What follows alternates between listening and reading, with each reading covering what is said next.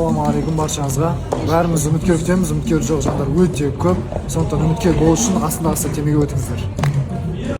Осылай кездесуге келіп қалдық, мықты жігіттермен, мықты палуандармен. Қазір обед ішіп алып, дальше бойынша жаңалықтарымыз бар. Өте керемет жаңалық. Қыздар қауымына да, жігіттер қауымына да. Мә достар, сіздерге маңызды нәрсе айтайын деп тұрмын. Бүгін бұйырса инста сериал түсіріп бастайын деп жатырмын. Бұл менің алғашқы жұмысым. Так что сіздердің қолдауларыңыз маған өте қатты қажет болып тұр. Бүгін түсіреміз. Түнмен монтаждап, ертең салатын боламыз. Сол кезде обязательно қолдап, лайк басып, комментарий жазып кетіңіздер, егер ұнаса. Ұнамаса, ұнамаған жазып кетіңіздер. Сериалдың сценарийін өзім жазған болатынмын. Күйеумен ақылдасып отыр.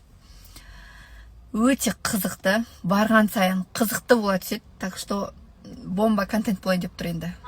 Оған сіздердің көмектеріңіз керек болып тұр, соны айтайын дегенмін. Бүгін күндіз қазір түсіреміз, күндізгі сцена бар, түнгі сцена бар. Басты рөлде 3 адам болады. Мен и тағы бір қыз бен бір бала. Өшім көресіздер. Инста сериал түсіру жалпы негізі бұрыннан ойымда жүргенше, бірақ соның әр нәрсенің өз уақыты болады ғой, мысалы. Сол сияқты ол нәрсенің де уақыты енді келіп тұр екен. Енді бұйырып тұр екен түсіру. Енді басында мен қалай блогер болып келдім, жалпы содан бастайыншы. Ең бірінші мен Купидон түсірген болатын. Естеріңізде болса, менің бұрыннан келе жатқан подписчиктерім біледі. Купидон түсіруде аяқ астынан болып кетті. Бір российский бір блогер қыз бір-ақ рет түсірген екен, содан алдым. Көп етіп түсіріп, содан подписчик көп жинала берді. Одан кейін біраз подписчик жиналғаннан кейін қосылайыққа бардым деген сияқты. Солай блогер болып бастаған мен негізі. Бірақ ең алғашында өз еңбегіммен прям жұмыс істеп жүріп, жұмыстан шыққаннан кейін Арбатқа барып, контент түсіріп, контентті монтаждап, таңертең ерте тұрып, кеште үйге кеш қайтып деген солай блогер болып бастаған. Старики, шошып кетпеңіздер. Ауыр жағдай ештеңе болған жоқ, просто сумасшедший дегенім. Бүгін таңертең прям қатты асықтым.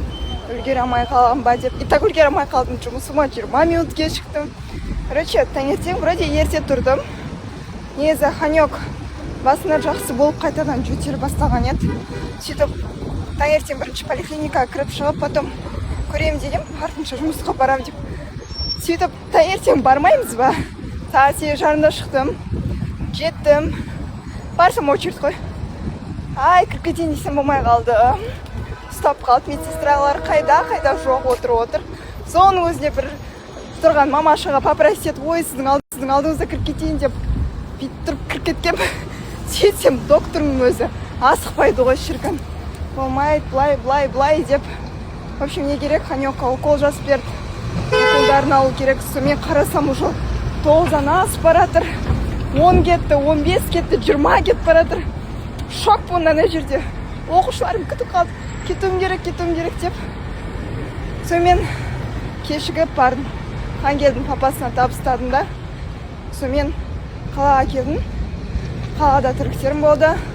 Істемесем ол қалып кетейін деп тұр. Алдыңғы жол тұр, осылай қалып кеткен. Сонымен істеп, тезірек қазір үйге қайтып.